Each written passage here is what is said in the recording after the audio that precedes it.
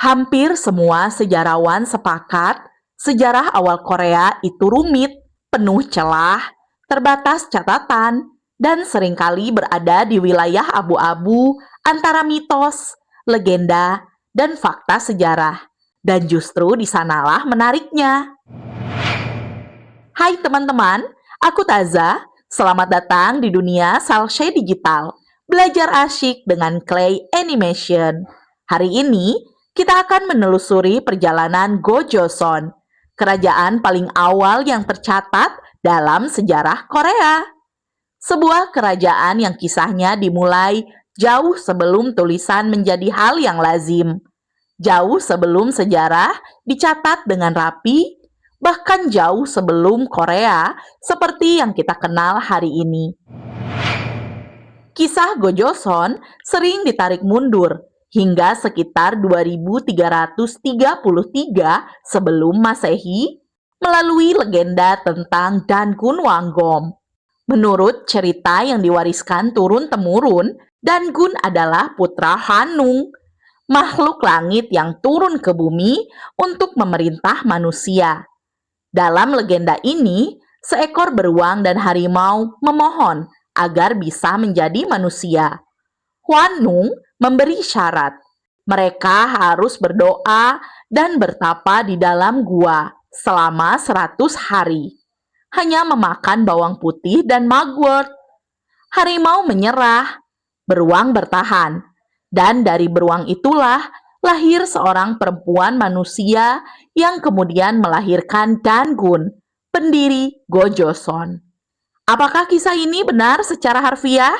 Sebagian besar sejarawan sepakat ini adalah mitos. Namun, legenda Dangun mencerminkan bagaimana masyarakat Korea awal memahami asal-usul mereka, hubungan antara langit, alam, dan manusia. Dan hingga hari ini, Dangun tetap menjadi simbol identitas budaya Korea. Jika kita menyingkirkan legenda dan melihat bukti arkeologis, Go Joseon kemungkinan besar mulai berkembang sebagai masyarakat zaman perunggu. Sekitar 2000 hingga 700 sebelum Masehi, wilayah Korea dan Manchuria menunjukkan tanda-tanda peradaban maju. Pertanian menetap, peralatan logam, dan pemukiman yang terorganisir. Bukti pentingnya adalah keberadaan dolmen, kubur batu besar yang tersebar luas di semenanjung Korea. Jumlahnya bahkan termasuk yang terbanyak di dunia. Dolmen ini menunjukkan adanya struktur sosial, kepemimpinan, dan ritual kepercayaan yang sudah kompleks. Go Joseon pada fase ini belum berbentuk kerajaan terpusat, melainkan konfederasi berbagai komunitas dan suku yang terhubung oleh budaya dan wilayah. Sekitar abad ke-12 sebelum Masehi, muncul sosok kontroversial dalam sejarah Go Joseon, Gija. Menurut catatan Tiongkok kuno, Gija adalah bangsawan dari dinasti Shang yang pindah ke wilayah Joseon setelah dinasti itu runtuh. Ia dikisahkan membawa aturan hukum, sistem pemerintahan, dan nilai-nilai baru yang lebih terstruktur. Namun, disinilah sejarah mulai diperdebatkan. Sebagian sejarawan Korea modern meragukan apakah Gija benar-benar memerintah Go Joseon, atau hanya simbol pengaruh budaya Tiongkok yang masuk secara bertahap. Yang bisa disepakati adalah wilayah Go Joseon memang tidak terisolasi. Ia berinteraksi aktif dengan peradaban lain di Asia Timur. Memasuki beberapa abad sebelum Masehi, Go Joseon mulai tampak sebagai kekuatan regional. Wilayahnya meluas hingga mencakup semenanjung Korea bagian utara dan sebagian Manchuria. Go Joseon memiliki struktur politik, sistem hukum sederhana, dan kekuatan militer yang cukup disegani. Catatan Tiongkok menyebut bahwa hukum Go Joseon terkenal tegas. Salah satunya, hukuman berat bagi pencurian, menunjukkan pentingnya kepemilikan dan keteraturan sosial. Sekitar 200 sebelum Masehi, muncul tokoh penting bernama Wiman. Wiman adalah pendatang dari wilayah Yan di Tiongkok.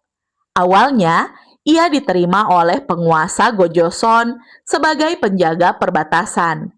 Namun perlahan, Wiman mengumpulkan kekuatan hingga akhirnya mengambil alih kekuasaan dan mendirikan Wiman Joseon.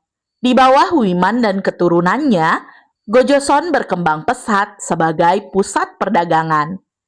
Letaknya yang strategis membuatnya menjadi penghubung antara Tiongkok, Manchuria, dan wilayah Korea lainnya. Namun justru disinilah konflik besar dimulai. Kekuatan Gojoseon membuat dinasti Han merasa terancam. Pada 108 sebelum Masehi, Kaisar Han melancarkan serangan besar-besaran ke Wiman Joseon. Setelah perang panjang dan melelahkan, Gojoseon akhirnya runtuh. Sebagai gantinya, dinasti Han mendirikan 4 komando militer, Lelang, Lintun, Shuantu, dan Senfan, untuk mengontrol wilayah bekas Gojoseon. Kejatuhan ini menandai akhir kerajaan pertama Korea, namun bukan akhir sejarahnya. Runtuhnya Gojoseon tidak menghapus penduduknya. Sebaliknya, mereka menyebar dan membentuk entitas baru seperti Buyo, Okjo, dan Dongye. Negara-negara inilah yang menjadi fondasi bagi kemunculan kerajaan besar Korea di masa berikutnya. Dari Buyo, kelak lahir Goguryeo. Dari dinamika wilayah selatan, muncul Baekje dan Silla. Dan disinilah sejarah Korea mulai memasuki periode yang jauh lebih terdokumentasi, zaman 3 kerajaan.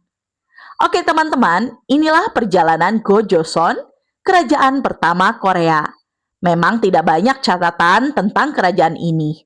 Wajar saja, mereka lahir ribuan tahun sebelum Masehi, di masa ketika menulis sejarah belum menjadi kebiasaan. Namun justru karena itulah, Gojoseon menjadi salah satu bab paling menarik dalam sejarah Korea.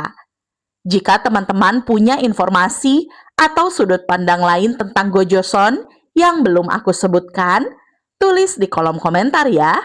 Dan satu pertanyaan terakhir, ada tidak ya drama Korea yang berlatar Gojoseon? Kalau ada, rekomendasikan di kolom komentar. Sampai jumpa di perjalanan sejarah berikutnya bersama Salshe Digital. Jangan lupa untuk like, komen, dan share video ini ke teman-temanmu supaya teman-temanmu jadi tahu fakta unik dan sejarah yang mungkin jarang dibicarakan. Terima kasih sudah menonton sampai habis. Sampai jumpa di video-video selanjutnya. Dadah!